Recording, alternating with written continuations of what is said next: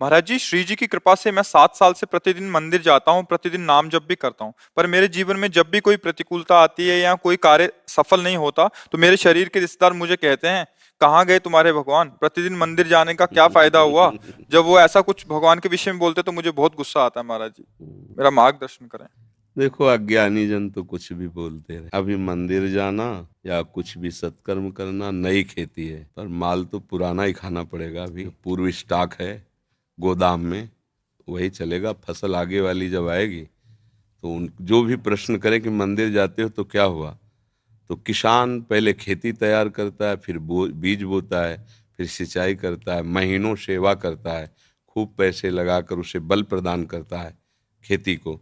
फिर जाके जब राशि का समय आता है, जैसे निकल गया, अब 1 मन गेहूं बोने वाला 60 मन गेहूं उसी से काट रहा है। अब जब 1 मन गेहूं फेंक दिया और दूसरे दिन उसके पास रोटी के लिए नहीं, अब उसे कोई उपहास करे कि बेवकूफ़ है ये, फेंक के आया 1 मन, कम से कम पिसवाता तो 1 हफ्ते चलता, क्या करेगा वो 1 मन? तो चुप रहो, 4 महीना चुप रहो, इसके बाद वो 1 मन 60 मन तुम्हें जब देगा, तब उसको बताना कि ये देखो 1 मन फेंका था, अब 60 मन आया है। तो अभी आपका मंदिर जाना, भगवत आराधना करना, ये नया कर्म है। ये जब फलीभूत होगा तब तक पता नहीं वो देखने वाले रहे कि ना रहे। क्योंकि कोई भी खेती तत्काल नहीं होती ना, तो इसलिए बच्चा ये सत्कार्य है।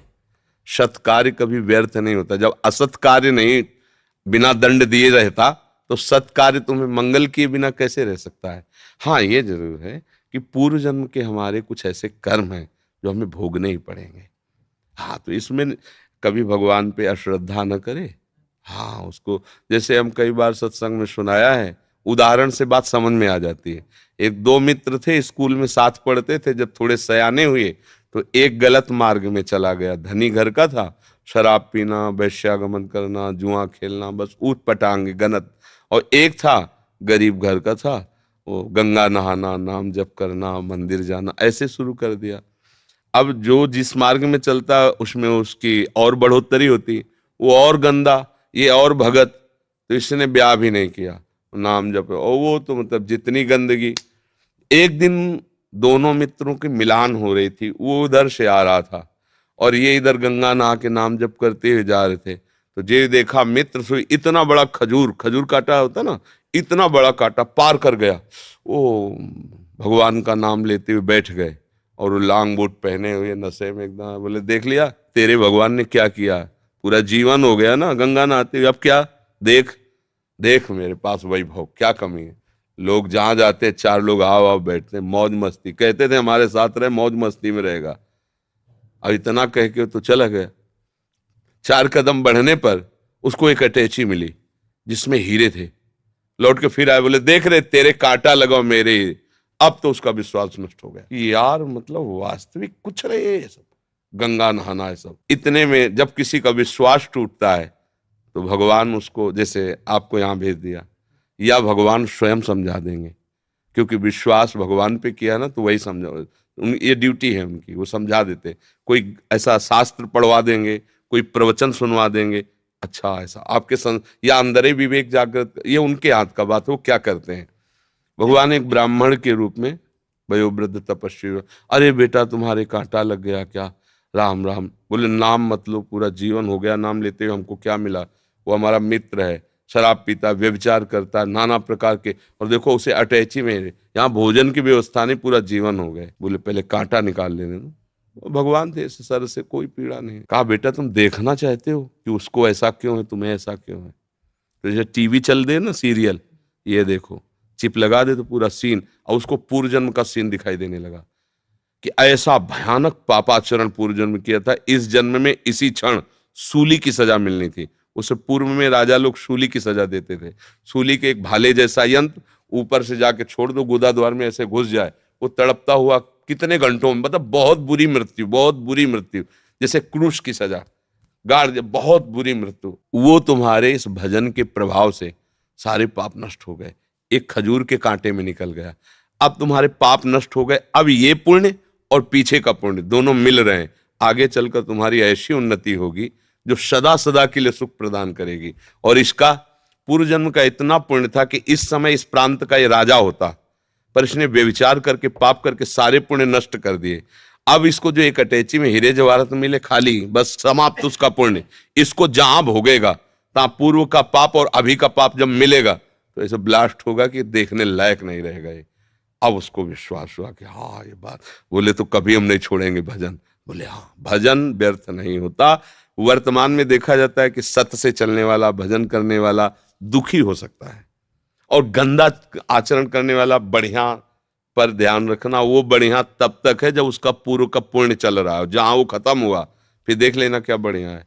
हमने कई बार सत्संग में भी बताया कि एक पूर्वाश्रम में जब हम थे तो वहां आते थे ठाकुर राघवेंद्र सिंह, थे भी ऐसे ही 20 आदमी राइफल लिए उनके पीछे चले। जब जैसा मन है, जिसको जूते से पिटवा दिया, जिसकी माई बहन की तरफ गंदी दृष्टि उठवा लिया। और उनका भाई सुरेंद्र राक्षस समझो, ये मतलब कोई कथा नहीं कह रहे, घटना। हसिया से काट देता था, बड़े बड़ों को चीर। और बड़े बड़े अधिकारी वो जमींदार उनके यहाँ मतलब महल बना हुआ, आज भी महल बना हुआ है उनका। समय जब गिरा तो बड़े वाले को ही एड्स, राघवेंद्र सिंह को। अब मुंह छुपाए, कानपुर में दवाइयां चल, वो मरा। जो ही मरा तो विरोधी जनों ने चील की तरह छोटे वाले को नोच डाला, वो मरा। अब सारी जागीर में केवल बहुएं, वो भी खेत नहीं जुत सकते क्योंकि हजारों को पीड़ा दी थी ना। परती पड़े, परती माने कोई जमीन में अन्न नहीं उपजा सकता, खाने को दुर्लभ है, कोठी में रहते हैं, कोई सहयोग करने आ गए ना। रावण की खोपड़ी को जब बंदर लात मारते थे ना, कटी हुई खोपड़ी में, तो मंदोदरी रो के कह रही थी, राम विमुखस हाल तुम्हारा और रहा न कोकुल रोवन। एक समय था कि जब चिल्ता था रावण तो पृथ्वी कांपती थी, दिग्गज चिकाड़ते थे। वही भगवान के विमुख जब हुआ तो लात मारते थे खोपड़ी में, फुटबॉल की तरह रावण की खोपड़ियां। हाँ, राम विमुख हाल। तो हम लोग क्या वर्तमान को देख करके अंजाल लगा लेते हैं गलत है या सही। वर्तमान में सही चल रहा है पर बार बार उसको धोखा खाना पड़ रहा है तो लगता है सही कहाँ है, गलत चल रहा है। और वर्तमान में गलत चल रहा है, बार बार उसकी प्रोग्रेस उन्नति होती चली जा रही, ये मार्ग सही नहीं, नहीं भूल नहीं। सत मार्ग कभी गलत नहीं हो सकता और गलत मार्ग कभी सत्य नहीं हो सकता, और सत्य की कभी पराजय नहीं है। थोड़े दिन देखो, पांडवों को वनवास हुआ, लेकिन हस्तिनापुर का चक्रवर्ती सम्राट का अभिषेक महाराज युधिष्ठिर को ही हुआ, काट के फेंक देंगे पूरा परिवार कौरवों का, है ना। थोड़ी दिन के लिए दुर्योधन दुशासन सब फूल रहे थे, वो बेचारे कष्ट पा रहे थे वन में, लेकिन परिणाम भगवान श्री कृष्ण और धर्म जिसकी तरफ है, जय उसी। तो थोड़े दिन कष्ट मिलना कोई मतलब बुरी बात नहीं, परिणाम बढ़िया हो ये बात देखें। थोड़े दिन मौज मस्ती हो, परिणाम तो फिर परिणाम। अब मौजे मस्ती में तो जेलें भरी हैं, ये जेल काहे भरी है, यही भरी है। बुद्धि भ्रष्ट हो गई, गलती कर दी, आजीवन सजा, आजीवन कारावास। भैया कभी अपने विश्वास को विचलित मत होने देना, है ना। वो ऐसी शक्ति हमें देना दाता, मन का विश्वास कमजोर होना। कहीं से भी बात हो, अपनी बात, अरे हे प्रभु मुझे ऐसी सामर्थ्य दो कि आपके प्रति कभी मन का विश्वास, ये माया करेगी, लोग ऐसा उपहास करेंगे। बड़े भजनानंदी मन के हो गई ना किडनी फेल। दूसरे के लिए बपली कह रहे, हो गई ना किडनी फेल क्या।